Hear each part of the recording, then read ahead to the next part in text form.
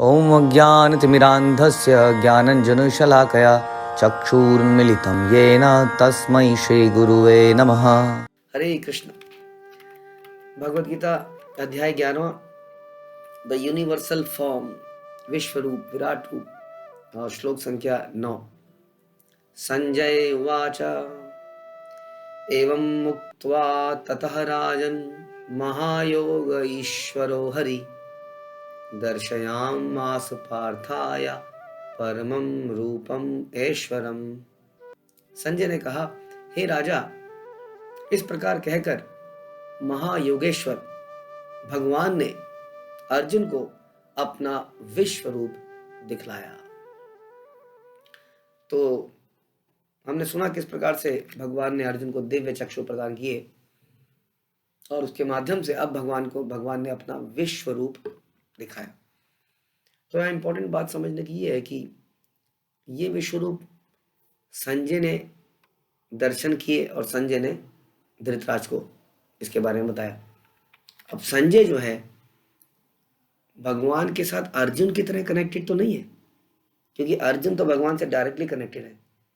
ये उपदेश अर्जुन को भगवान से डायरेक्ट साक्षात दे रहे हैं और अर्जुन का गुरु बन रहे हैं। तो यही समझने की बात है कि यदि गुरु परंपरा में कोई ज्ञान लेता है तो उसको वही लाभ होता है जो अर्जुन को लाभ हुआ डायरेक्टली कृष्ण से सुनकर। और यही इसीलिए प्रभुपाद कहते थे कि भगवत गीता, इसलिए नाम रखा गया Bhagavad Gita as it is. जिस भाव से कृष्ण ने बोली है उसको उसी भाव से समझना है। यदि कृष्ण कहते हैं कि मैं ही परमेश्वर हूं, मैं ही भगवान हूं, तो लिखने वाला उसमें कुछ और बात ना लिखे, क्योंकि वो कृष्ण को भगवान नहीं मानता है, लेकिन गीता की टिप्पणी का लाभ उठाकर उस समाज में नाम जरूर कमाना चाहता है। ऐसे बहुत सारे लोग हैं, क्योंकि गीता एक ऐसी पुस्तक है कि हर कोई इसको पढ़ना चाहता है। तो बड़े बड़े लेखक इसके ऊपर अपनी टिप्पणी लेके खुद नाम कमाना चाहते हैं, लेकिन वो अपने विचारों को साइड में नहीं रख पाते। इसलिए जो भगवत गीता लिखी गई है उसका एज इट इज रूपांतरण नहीं कर पाते, क्योंकि भगवत गीता के हर श्लोक में, हर दूसरे जगह पर यह साबित हो जाता है कि कृष्ण ही भगवान हैं।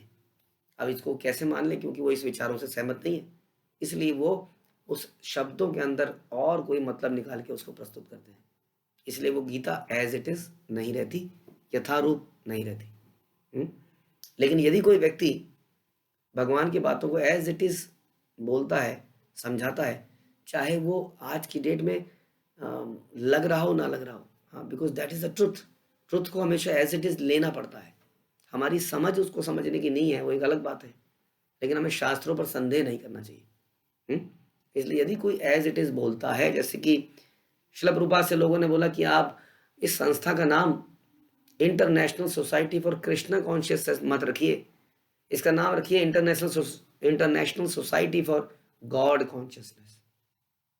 क्योंकि जैसे ही आप कृष्ण बोलते हैं तो कई सारे इसे ऐसा लगता है कि कोई एक पर्टिकुलर रिलीजन है, हिंदू धर्म के लोगों का प्रचार हो रहा है।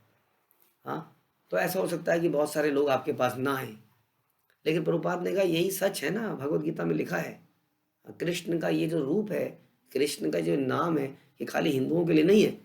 हाँ, लेकिन हाँ, ये बात अलग है कि यहाँ पर ये प्रचलित है और यही भगवान का इटर्नल स्वरूप है, श्याम सुंदर कृष्ण, और यही उनका इटर्नल नाम है। तो इसलिए इसको तो एज इट इज ही जाना होगा। और देखते हैं कि अनेक लोग किसी भी धर्म के आज के डेट में, मुस्लिम भी बहुत सारे लोग हम जानते हैं पर्सनली, बहुत सारे मुस्लिम हरे कृष्णा जप रहे हैं और बहुत सारे मुस्लिम आज की डेट में भी प्रचारक बन चुके हैं। न केवल हरिदास ठाकुर, आज की डेट में भी हम देख रहे हैं कि मुस्लिम प्रचार कर रहे हैं, सिख तो हैं ही, ईसाई तो हैं ही। तो इसका मतलब एज इट इज अगर रखा जाए तो हम वही लाभ प्राप्त कर सकते हैं जो अर्जुन ने प्राप्त किया जब उन्होंने कृष्ण से डायरेक्ट सुना। और इसी प्रकार संजय थे अपने गुरु के प्रति समर्पित, उनके गुरु थे व्यासदेव। हाँ, तो इसलिए व्यासदेव की कृपा से संजय भी उस विश्व रूप का दर्शन कर पा रहे हैं जिसका दर्शन अर्जुन ने किया। हाँ, संजय की कृपा हो रही है यहाँ पर धृतराज के ऊपर। हालांकि धृतराज देख नहीं पा रहे हैं, लेकिन धृतराज उसको सुन रहे हैं, जैसे कि हम लोग यहाँ पर सुन पा रहे हैं। तो हमारे ऊपर भी इस प्रकार से कृपा हो रही है श्रील प्रभुपाद की, कि उनकी कृपा से आज हम इस विश्व रूप को समझ पा रहे हैं, सुन पा रहे हैं। तो संजय ने कहा कि हे राजा, इस प्रकार भगवान ने ये सारा उपदेश दिया और अर्जुन को एकदम से अपना विश्व रूप दिखा दिया। एक चीज और इस बात से निकलती है कि भगवान का जो रूप है, ऐसा कई सारे श्लोकों में आप सुनेंगे कि कृष्ण को हम अपनी तपस्या से बाध्य नहीं कर सकते कि वो हमारे सामने प्रस्तुत हो। हम अपनी तपस्या से, हम अपने दान से, कि मैंने इतना दान दे दिया भगवान, अब तो तुझे आना पड़ेगा, अपने तप से, अपने वैराग्य से, अपने ज्ञान से, रूप से हम भगवान को बाध्य नहीं कर सकते कि वो हमें दर्शन दें। भगवान जब तक हमें खुद को रिवील नहीं करते, प्रदर्शित नहीं करते, तब तक हम भगवान को नहीं देख सकते। इसलिए हम सुनते हैं श्री ईशोपनिषद। ईशोपनिषद का एक बहुत ही सुंदर श्लोक है जिसमें भक्त भगवान से बोलता है कि हे कृष्णा, आपका जो चेहरा है वो आपके तेज से ढका हुआ है, दिख नहीं रहा है। जैसे कि सूर्य है, सूर्य का आकार आप देख नहीं पाते हो ना, क्योंकि देखते हो तो चकाचौंध लगती है आंखों में, समझ नहीं आता है। लेकिन कभी कभी सूर्य पे थोड़ा सा बादल आता है या कुछ इस तरह का आता है तो उसकी शेप दिखती है, या इवनिंग में सनसेट के समय, सनराइज के समय आपको सूर्य की शेप दिखती है, अदरवाइज दिखती नहीं है। उसी तरीके से कृष्ण का जो तेज है वो अनंत है। कृष्ण के तेज से ही ब्रह्म ज्योति बनती है। इसलिए भक्त कह रहा है कि मैं आपको दर्शन नहीं कर पा रहा हूं, कृपया अपने इस तेज को हटाइए ताकि मैं आपके साक्षात रूप का दर्शन कर पाऊं। यानी कि हम लोग चाहकर भी भगवान का दर्शन नहीं कर सकते जब तक भगवान अपना रूप हमें ना दिखा दे। तो इस प्रकार से अर्जुन ने यहाँ पर विश्व रूप देखा, और वो क्या देखता है? श्लोक संख्या 10 और 11। अनेक वक्त्र नयनम अनेक अद्भुत दर्शनम अनेक दिव्य आभरणम दिव्यानेक उद्यत आयुधम दिव्यमाल्य अंबरधरम दिव्य गंध अनुलेपनम सर्व आश्चर्यमयम देवम अनंतम विश्वतः मुखम। अर्जुन ने उस विश्व रूप में असंख्य मुख देखे, असंख्य नेत्र देखे, असंख्य आश्चर्यमय दृश्य देखे। यह रूप अनेक दैवीय आभूषणों से अलंकृत था और अनेक दैवीय हथियार उठाए हुए था। यह दैवीय मालाएं तथा वस्त्र धारण किए था और उस पर अनेक दिव्य सुगंधियां लगी थी। सब कुछ आश्चर्यमय था, तेजमय था, असीम था तथा सर्वत्र व्याप्त था। यह है वो विश्व रूप। प्रभुपाद कह रहे हैं कि आप देखेंगे कि इसमें कई बार असंख्य असंख्य असंख्य वर्ड यूज हुआ है। असंख्य मुख थे, असंख्य नेत्र थे, असंख्य आश्चर्यमय दृश्य थे, जो कि सूचित करता है कि अर्जुन ने जिस रूप को देखा उसके कई सारे हाथ पैर इतने थे कि उसकी कोई लिमिट नहीं थी। वो सारे ब्रह्मांड पर फैले हुए थे और भगवत कृपा से अर्जुन ने सब कुछ एक ही जगह पर बैठे बैठे देख लिया। ये कृष्ण की अचिंत्य शक्ति के कारण हो पाया। यानी कि एक ऐसा रूप जिसके कोई लिमिट नहीं है, हाथों की, पैरों की, आंखों की, मुंह की। कई बार इस तरह के श्लोक सुनकर लोग बड़े इंस्पायर हो जाते हैं और यहीं से वो बोलते हैं कि भगवान क्या है? निराकार है, क्योंकि वो सर्वत्र है।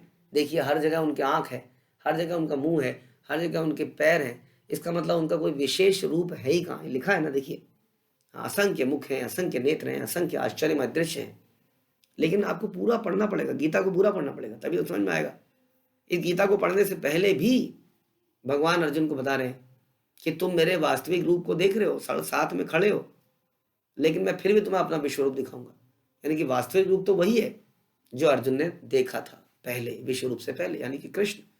इस विश्व रूप के बाद में भी अर्जुन के रिक्वेस्ट पर भगवान अपने ओरिजिनल रूप में आ जाएंगे।